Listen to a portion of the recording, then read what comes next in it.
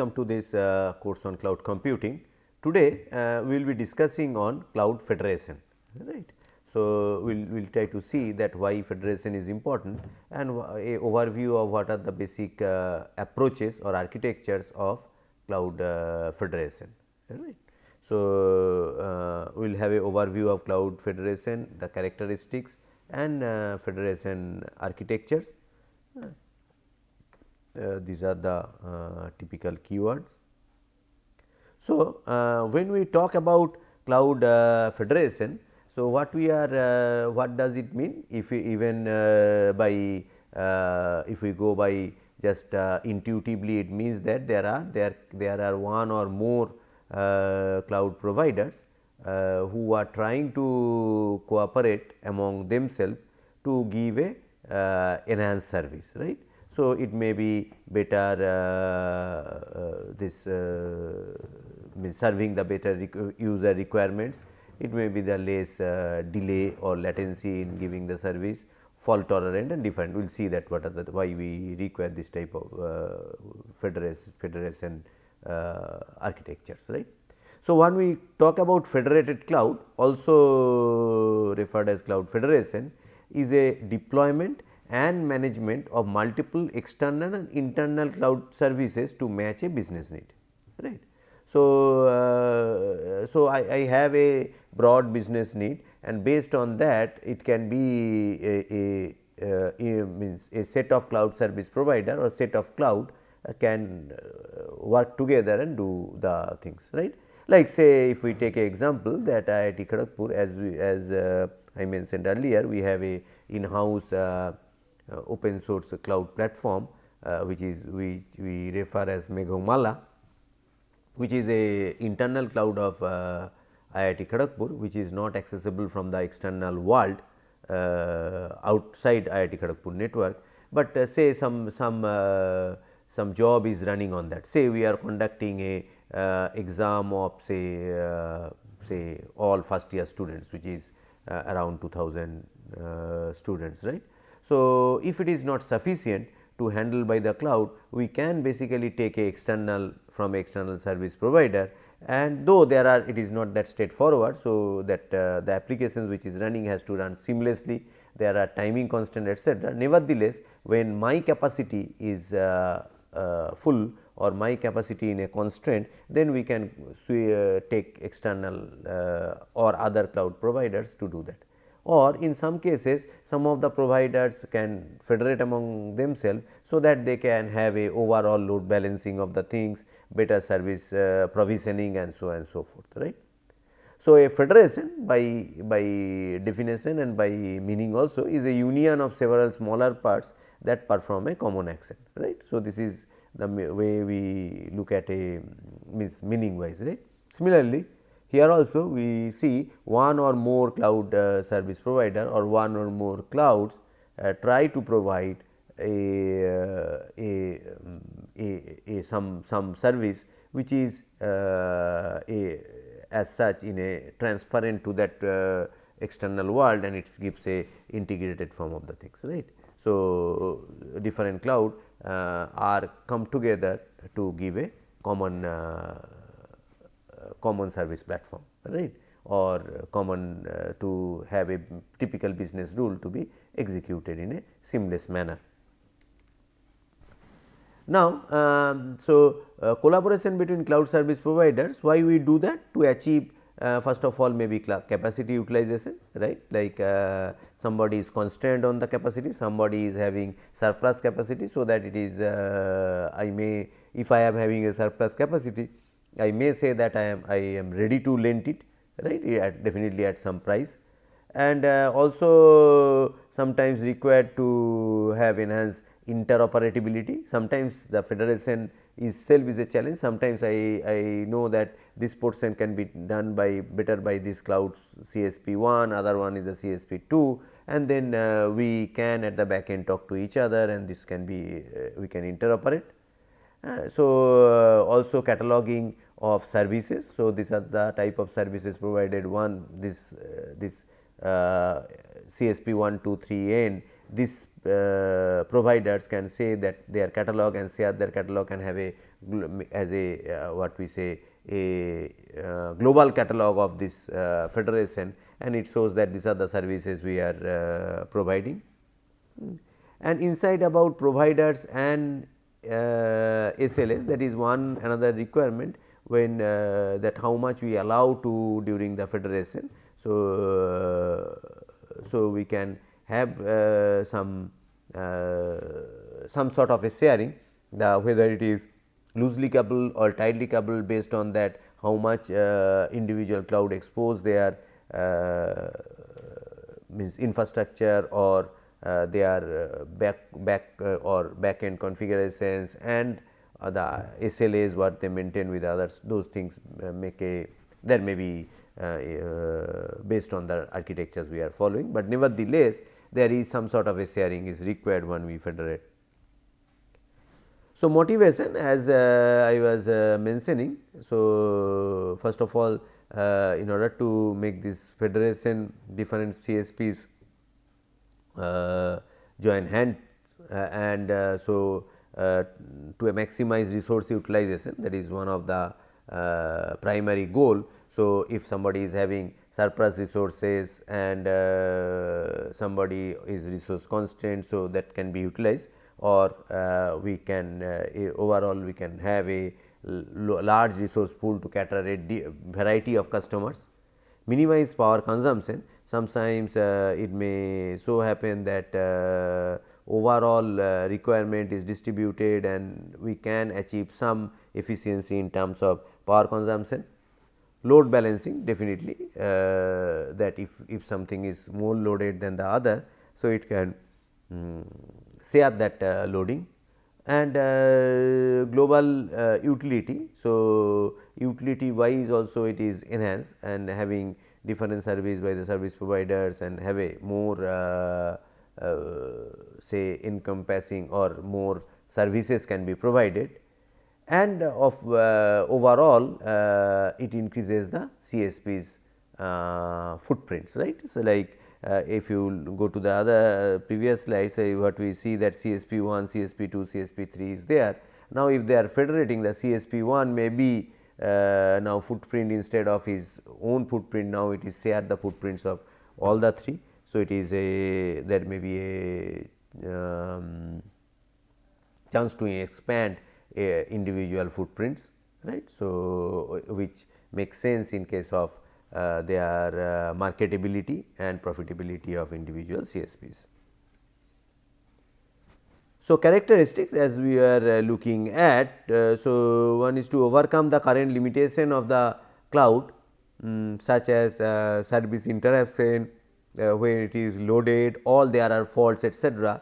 Lack of interoperability, degradation of the services, those things can be that can be handled if there is a defined or well established federation between most service provider.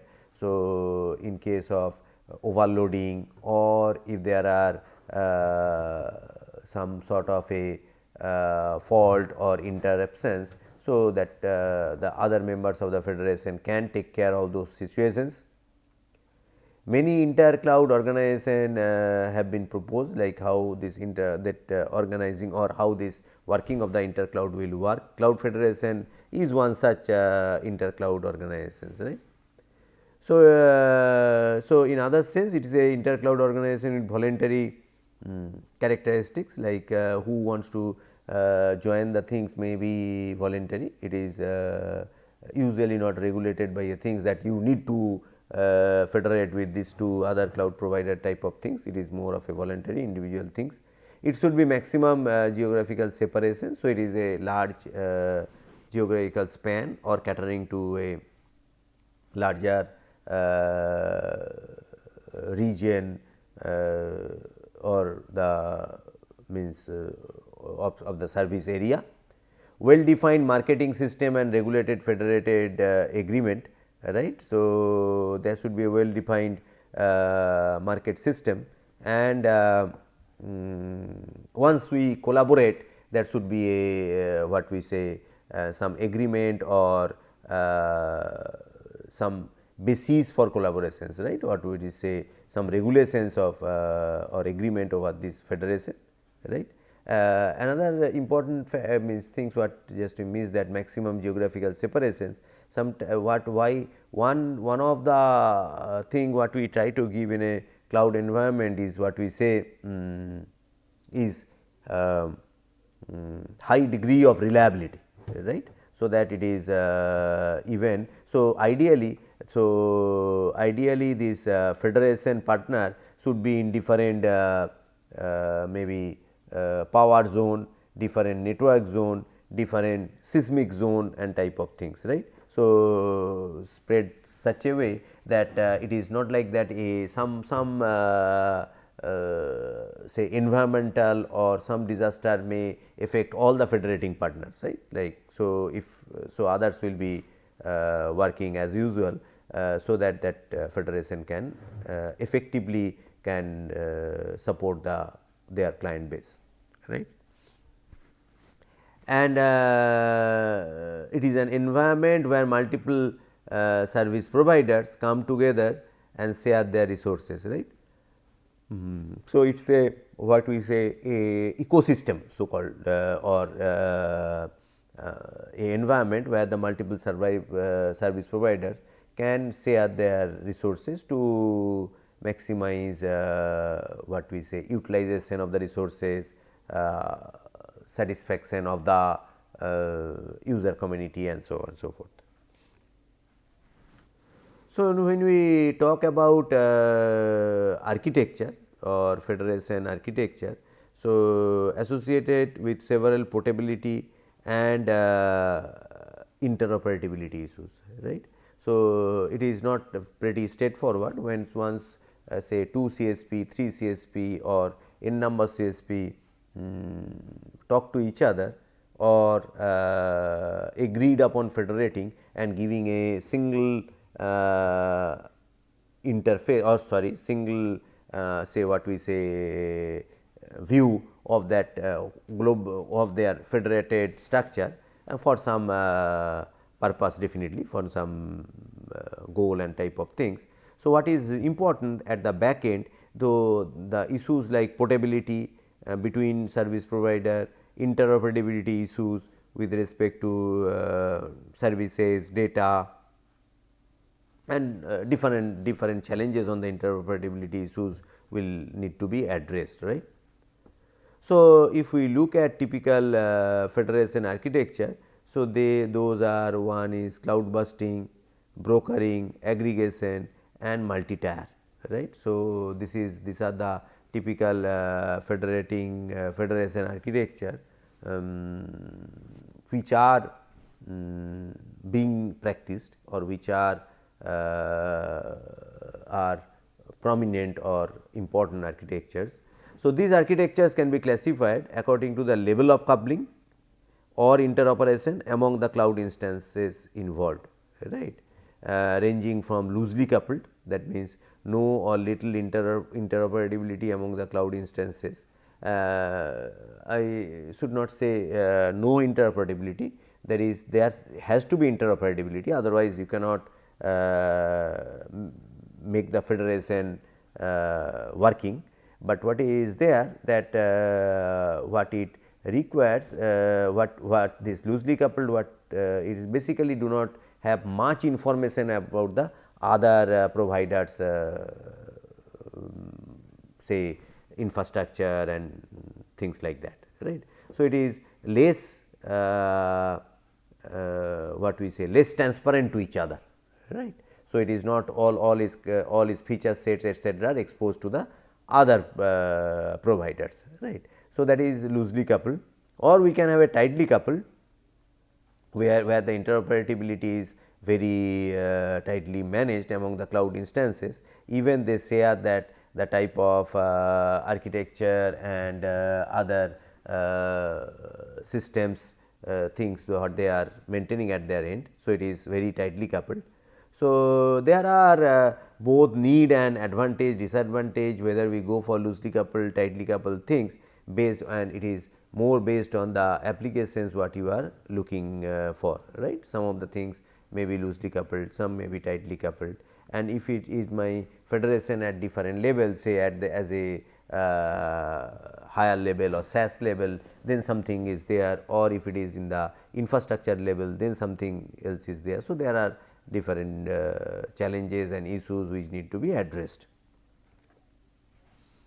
Now, to look at, if we have loosely coupled federation architecture, so limited interoperation between CSPs and cloud instances. So, there is not much interoperation between the CSPs and other cloud instances, right, in case of a loosely coupled.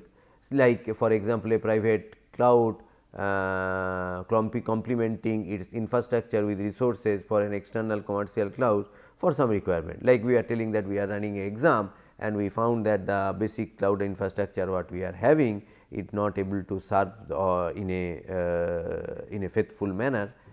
So, what we try to do that we purchase more cloud resources or subscribe to cloud resources, which can be other public cloud or other private cloud, but the challenge here is how we show a integrated fashion. So, as we do this type of federation, these are all loosely coupled, right. So, they are not exposing everything to you, and you are also not exposing your feature set to the external world. But on the other hand, you need to run the what we say quote unquote business process, in this case maybe running that exam in a particular stipulated time duration, and that makes things pretty challenging. So, a CSP has little or no control over the remote resources, right. So, if it is a loosely coupled, say IIT Kharagpur Meghamalaa cloud with some other cloud, so CSP do not have much control to the resources, right. Remote resources like decision about the VM placements are not known. Monitoring information is limited, for example, only CPU, memory, disk consumption in each VM. So, these are limited, right, and usually no support for advanced feature such as cross site networks or VM migration, and these are the things which modern day cloud supports. Those things are, if you have a federation things, that is difficult to support all those things, right.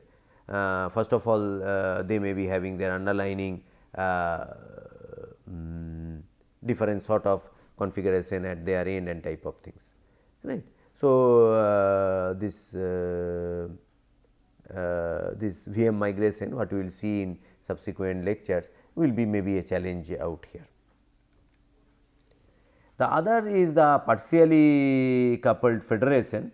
Different CSPs or the what we say partnering clouds establish a contract or framework agreement stating the terms and condition under which one partner cloud can use the resource other. So, it is partially coupled, that means not so loose as loosely coupled, not so strong as a tightly coupled, but in between them partially coupled where they establish a contract or a framework agreement stating that the terms and conditions and under which one partner will share resources with the other and so on and so forth, right. So, this is also good, and this is also help in achieving better efficiency than maybe pure loosely coupled thing. So, this contract can enable a certain level of control over the remote resources, right. So, this contract as we have a contract previously loosely coupled, we do not have any so to say any formal contract. Actually, there should be some agreement definitely, otherwise how you federate, but that is not that strong. But here it allows to some control over the remote systems, like allowing definition or say affinity rules to force 2 or more remote VMs to place in the same this etc. Like you want to have that for this particular working these 3 VMs should be on the same physical cluster. So, those type of things are may be allowed, right. It depends on installation to installation, but this is things like that. So, may agree to interchange means more details monitoring information, for example, providing information of the host, where the VM located, energy consumption, etc. Right. So, it may help in exchanging or interchange of more monitoring information, right, and may enable some advanced networking feature among the partner cloud.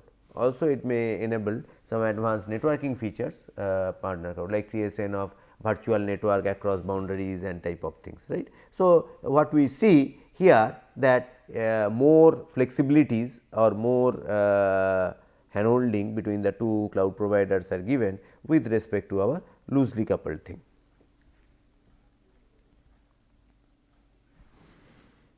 Now, we other thing what we are having tightly coupled, right, totally other side tightly coupled. In this case, the cloud are normally governed by the same cloud administrator, right. So, once you have to tightly coupled, in other sense you require more information about the other party. In other, if we see the other sense, it is basically the type of stringent requirement, if it is there for strong coupling, then we have some sort of a single administrative authority at times, right, or if it is also different administration, it reports to a single authority. So, that anything you do here, the other party or other parties know immediately or a priori. So, that they can be ready with their configurations and things like that, right. So, a cloud instance can have advanced control over remote resources, like for example, allowing decision about exact placement of a remote VM and type of things, right. So, that type of decision, that which cluster where this VM will be placed and so forth will be more stringent, and can access all monitoring information available about the remote. So, in loosely coupled we do not have any practically anything. In partially coupled we have some control, but here availability of the information about remote resources is much high. May allow other advanced feature, including creation of short cross-site network, cross-site migration of VMs, right, implementation of high availability techniques among the remote cloud instances, creation of virtual storage systems across site boundaries, right. So, when we have a tightly coupled, we have other advanced features of cloud can be looked into, like creation of cross site network, cross site migrations of VMs. If there is a loading that I can migrate to the VM without much negotiation, right, it is already agreed upon, right. Implementation of high availability techniques when we require among remote cloud instances, right, and creation of virtual storage. So, as storage is one of the important factor of or important consideration in any implementation. So, this virtual storage systems across site boundaries, all those things are maybe there in the tightly coupled federations. Now, if we see the a broad picture of the thing. So, we see there are four category. One is hybrid or bursting architecture, another is broker architecture, right, another is aggregated, another is multi-tier architecture, right. There are some commonalities between this architecture or between any two such architecture, but nevertheless their overall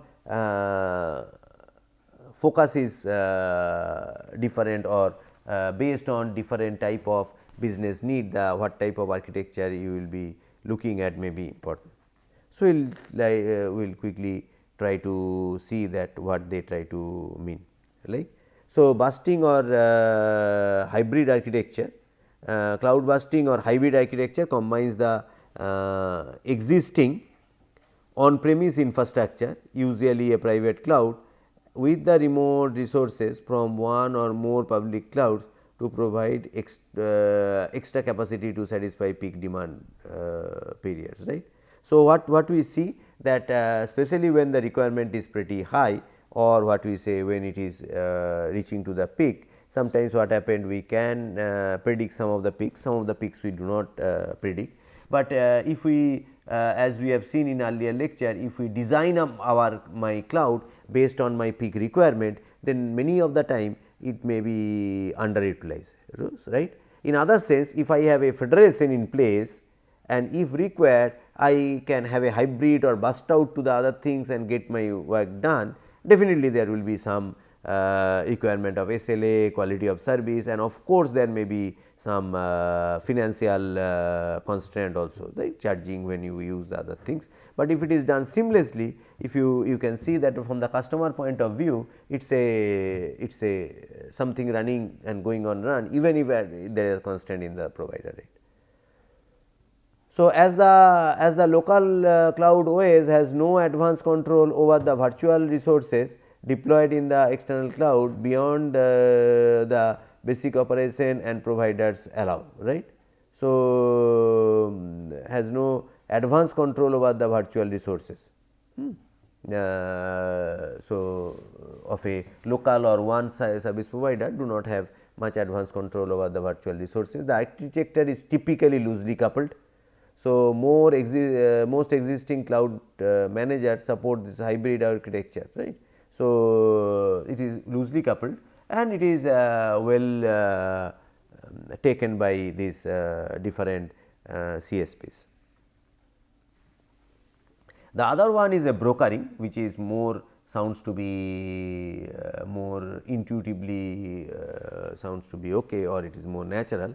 So, a broker that serves various users has access to several public cloud infrastructure.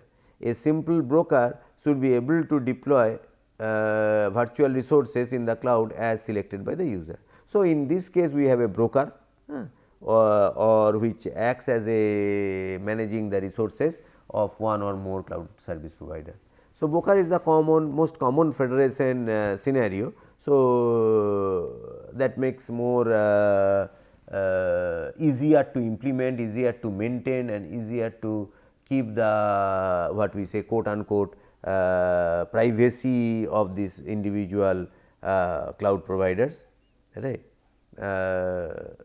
So, that is there, and say as we are looking at that advanced broker offering service management capabilities could make scheduling decision based on the optimization criteria like cost, performance, energy consumption to automatically deploy virtual user service in the most suitable cloud. So, what he is telling that the cloud as the broker is there, so request coming there, it can take a more global decision based on the what type of resources are there, what is the requirement and type of things like that, right. It may even distribute the service component across multiple clouds. This architecture is also loosely coupled, not that strongly coupled. At times, though people refer it is something say means not tight or loose, it is in between, that is partially coupled type of things. Since the public cloud typically do not allow advanced control over the deployed virtual resources, right. So, the public cloud may not allow. So, it is difficult to go there, but definitely broker acts as a thing, and if we have multiple cloud infrastructure, the broker will help in some sort of a load balancing, finding out appropriate service requirement and responses to the things, right.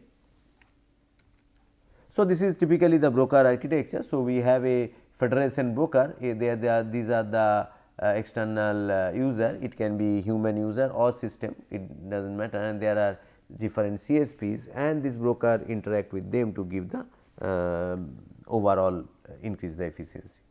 The other one is aggregated architecture, involves two or more partner clouds that interoperate to the aggregates, or rather interoperate to aggregate the resources and provide users with a large virtual thing. So, what we do, as the name suggests, so it is aggregation of the resources, right, and gives a aggregated view to the external world, right. So, this architecture is usually partially coupled, since partners could be provided with some kind of advance over the remote resources, right. So, it is partially coupled unless you have some information about the things a priori, or even on the fly aggregation, all those things are not feasible. Usually the aggregation, decision etcetera based on the job, type of job etcetera are somewhat pre-decided or done not on the fly. It is possible that to do on the fly, but there are different constraints. The partner clouds usually have a higher coupling level when they belong to the same cooperation, and when they owned by different companies agree to cooperate and aggregate their resources, right. So, this if you see this partner cloud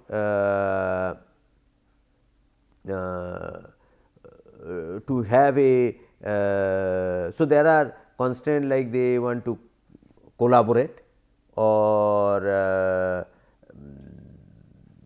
it may be owned by different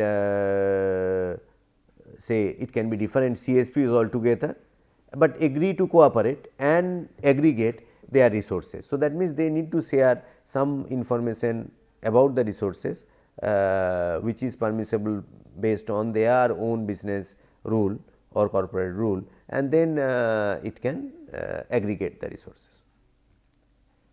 The other thing is the multi-tier. Finally, we have that multi-tier involves 2 or more cloud sites, each running their own cloud OS and usually belonging to the same corporation that are managed by a third cloud OS instances following a hierarchical arrangement. So, in case of a multi-tier, instead of having all flat things, we have a hierarchical structure, right. So, some sort of a root or top cloud OS instance has a full control over other resources in different cloud size. So, it is a tightly coupled scenario, and it exposes the resources available of the different cloud sites or the cloud providers domain, and if they are located in a single cloud. So, in hierarchical, it is the control is in a hierarchical fashion, and but they are more tightly coupled, unless that is otherwise it is difficult to maintain those thing for executing a common goal.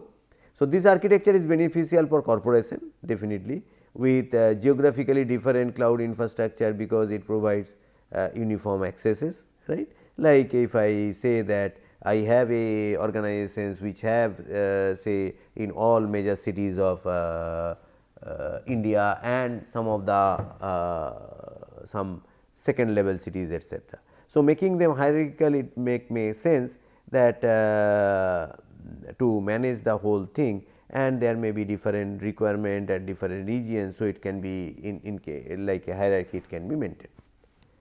So, it may be useful for implementing advanced management features such as high availability, load balancing, fault tolerance, right. So, once you have this type of multi-tier hierarchical architecture, so we can have different advanced features which can be worked on, right. So, in this today's discussions, what we try to look at is this cloud federation, that when one or more cloud service providers come together and say quote unquote join hands, to give deliver a common business process, then we require federation. We have seen that there are different sort of federation architectures which are being practiced by the things like hybrid or busting, broker, aggregated and multi-tier architectures, which helps us in working with these things, right. So, with this let us end our discussion today. We will continue with in the subsequent lecture or lectures, 1 or 2 lectures, we will see another important aspects of this cloud computing, which is VM migration, right. So, that type of things we will see. So, there are a few references and which you may go through. So, let us end our discussion today. Thank you.